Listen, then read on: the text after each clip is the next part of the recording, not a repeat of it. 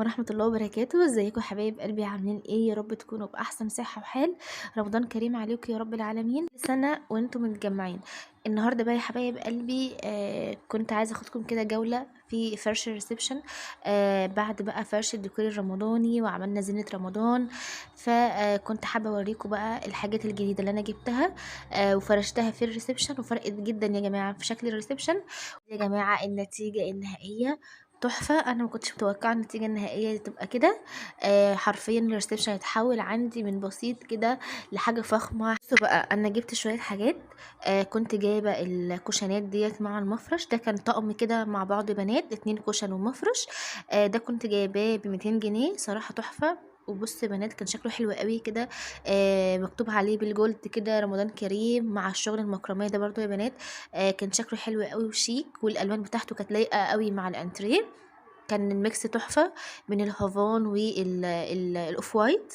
كان حلو قوي يا بنات، والمفرش برضو بتاعه كان جميل. حاولت بقى ان انا احطه كده على الترابيزه بشكل شيك. صراحه طلع حلو قوي. كمان مع لون الستاير كان حلو قوي يا بنات. بصوا بقى، هنا كنت بوريكم من بعيد كان شكله عامل ازاي، والتناسق كان شكله عامل ازاي. هنا بقى كنت بوريكم المفرش.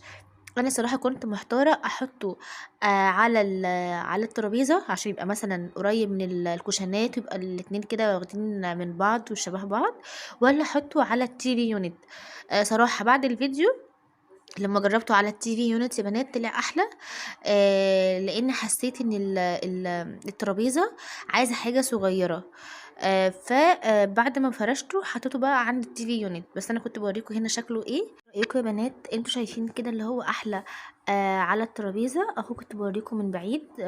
كان شكله هنا احلى على الترابيزه، ولا احطه احسن بالطول كده يا بنات على التي في يونت، واحط مثلا مفرش صغير على الترابيزه؟ انا كنت بوريكم الفاينل شكله عامل ازاي. وطبعا كنت معلقه ستارت النور ديت يا بنات كده على الستاره، كانت برضو حلوه قوي. هنا برضو كان عندي فرع عليه كده هلال، فحطيته برضو هنا على التي في يونت يا بنات. كنت بوريكم اهو. انا بقى كنت بقول لكم احط هنا المفرش اللي هو الطويل ولا اخليه على الترابيزه زي ما هو. هنا بقى كنت بوريكم الفرع اللي انا حطيته كده، هو كان سيمبل وبسيط وكان شكله حلو قوي يا بنات. طبعا كنت مشغله على الشاشه بقى ديكورات رمضان وكده. هنا كنت بوريكم برضه بنات من بعيد انهي احلى. عندي بقى يا بنات فرع تاني كده عليه فانوس. فحطيته على المرايه كده يا بنات، برضو كان شكله حلو. انا كنت محتاره صراحه احطه فين، بس حسيت اللي هو اللون الجولد اللي فيه هيبقى حلو قوي على المرايه، لان المرايه برضو فيها جولد كده. وحسيت اللي هو شكله يعني مش اوفر، وفي نفس الوقت مدي لمسه رمضانيه كده يا بنات حلوه. بص بقى، الجزء دوت كده انا خلاص يعني عملت فيه الديكورات اللي هي الستاره مع الكوشنات مع المفرش، وحطيت كده الفرعين دولت. لسه بقى الجزء بتاع البوفيه وبتاع السفرة. هنا برضو كان عندي ليد نور كده يا بنات، ستاره برضو بس كانت صغيره، فقلت احطها عند الستاره بتاعه السفرة وبتاعه البوفيه. ومرضتش احط ستاره كبيره عشان ما يبقاش اوفر قوي، فحطيت كده الستاره دي بشكل سيمبل كده. هنا كنت بوريكم برضو من زاويه تانية. هنا بنت الستاره اللي كنت بقول لكم عليها اهي، هي عباره كده عن هلال ونجمه. بس مش كبيره، هي دوبك بس بسيطه. طلعت بقى علقها هنا يا بنات. وكنت بوريكم الشكل النهائي بتاعها. هنا بقى يا بنات بعد ما علقتها، شايفين قد ايه بسيطه وسيمبل، ومديه تاتش للمكان حلوه قوي يا بنات. عجباني قوي على فكره عن الستاره الكبيره اللي هي في الانتريه. حسيت ان دي اهدى، وفي نفس الوقت شكلها اشيك. هنا بقى كنت عايزه احط الشمعدان دول يا بنات 3. حسيت ان هما شكلهم احلى على السفره من التي في يونت. انا كنت حطاهم في الاول على التي في يونت، فشلتهم وحطيتهم على السفره. وكنت جايبه بنات الباسكت ده كده. ده بقى كنت جايبه احط فيه مثلا يميش رمضان، احط فيه مثلا شوكولاتات، احط فيه اي حاجه هيبقى شكله حلو على السفره. هنا كنت بوريكم بقى الشمعدان يا بنات من بعيد، كان شكله حلو قوي. لون الجولد ده صراحه حلو قوي مع المكان، والمفرش برضو تحفه. يا بنات كده الجزء ده صراحة اكتفيت ان انا احط فيه الستارة واحط فيه الشمعدان ومع الباسكت ده برضو رمضاني، فمرضتش احط فيه حاجات تانية لان حسيت كده يا بنات المكان اهدى واشيك. بس بقى الجزء التاني من الشقة كنت جايبة برضو يا بنات شوية اكسسوارات كده، هحطها بقى في الجزء بتاع الجزامة والجزء بتاع ال الكرسيين، لان انا عندي كده مكان يا بنات حاطه فيه الكرسيين بتوع الانتريه في ركن كده يا بنات، والجزء بتاع الجزامه وباب الشقه برضو كنت جايبه له شويه اكسسوارات لان الجزء ده بالنسبه لي مفيهوش حاجات كتير فكنت عايزه ابرزه. فكنت جايبه شكل الهلال والنجم ده يا بنات اهو. كنت بقى محتاره احطه هنا في داخل باب الشقه ولا احطه في الجزء اللي هو جنب الجزامه.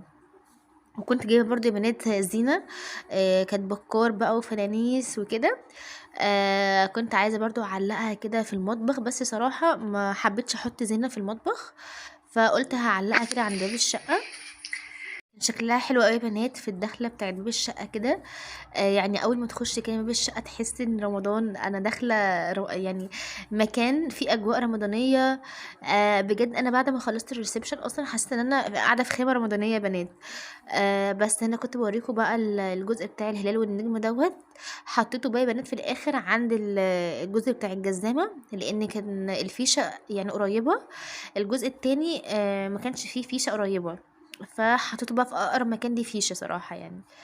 بس يا بنات وطلع شكله حلو قوي تحفه.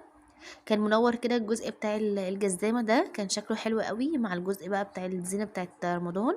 طبعا الديكور ده برضه يا بنات بتاع فنانيس. حطيته كده في الجزء اللي هو بتاع دخلة المطبخ كان شكله حلو قوي. وكان عندي برضو فرع يا بنات كده فحبيت بقى ان انا اعمل ديكور بسيط كده في الحته بتاعه الكرسيين اللي قلت لكم عليها باقي الانتريه. فحطيتها كده في المكان ده برضو حسيت الكورنر ده كده منفصل عن الشقه يعني كل جزء كده يا بنات حسيت اللي هو ايه بنات الشكل النهائي في الاخر بعد ما قفلت بقى النور وشغلت بقى الفروع اللي انا حطيتها في الشقة بجد كان عامل اجواء تحفة. وكنت مشغلة بقى يا بنات كده الشاشة كنت حاطة اجواء رمضانية. بجد يا بنات الفاينل كان بالنسبة لي تحفة. الشكل النهائي كان حلو قوي. الصورة اللي انا حطاها ديت بجد عاملة جو رمضاني فظيع يا بنات. الريسبشن عندي بقى كله بصوا بقى يا بنات شكل النهائي في الريسبشن. بجد انا حاسه ان هو عباره عن خيمه رمضانيه. الاجواء فيها تحفه. انتوا برضو ايه رايكم يا بنات عجبكم الريسبشن ولا لا وعجبكم الفرش النهائي ولا لا والديكور اللي انا عملته ايه رايكم فيه. مستنيه رايكم في الكومنتات كومنتاتكم الحلوه الجميله اللي بتشجعني. كلامكم الحلو اللي بيديني دايما طاقه ايجابيه وبيخليني انا اعمل لكم فيديوهات على طول. بحبكم جدا وان شاء الله استنوني فيديوهات حلوه كتير. هسيبكم بقى تعيشوا كده مع الاجواء الرمضانيه اللي انا عملتها. وباقي بنات تحطوا لايك على الفيديو وتوصلوا الفيديو ده لاكبر عدد من اللايكات. وبحبكم قوي واتمنى يكون الفيديو النهارده عجبكم وخدت منه افكار حلوه. ومستنى الكومنتات بتاعتكم الجميله وباي باي.